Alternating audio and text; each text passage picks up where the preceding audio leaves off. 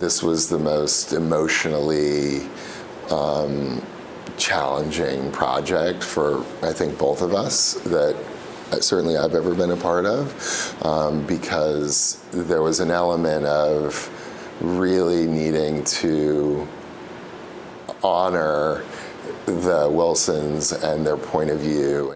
Producer Evan Hayes and director Marina Zinovich says telling the story of professional cyclist Moriah Wilson meant focusing on the person who family and friends knew, not just the tragedy that took her life.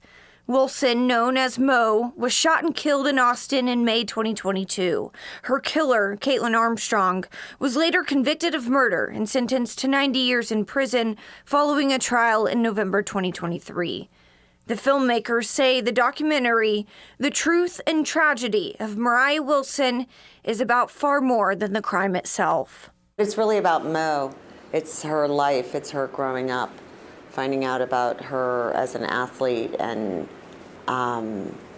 it's a young woman's journey, and then it's intercut with what happened to her.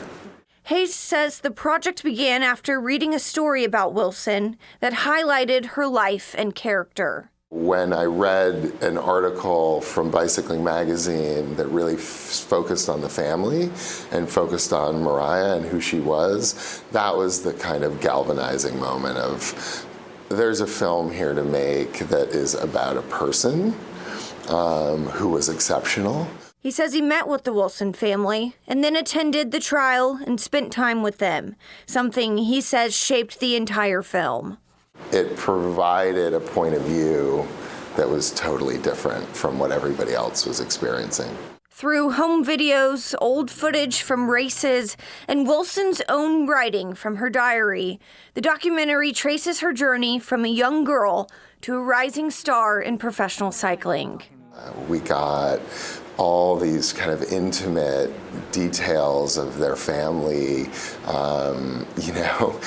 the best parts of, her growing up, and we have footage of her as a baby and her on skis for the very first time, and she was a ski racer before being a pro cyclist. We have her riding a bike for the first time in the movie. Capturing those memories, though, also meant reliving painful moments for the people closest to her. These were like some of the hardest interviews I've ever done, in the sense that it was just so raw and emotional. The filmmakers say through it all, though, the film may just portray hope.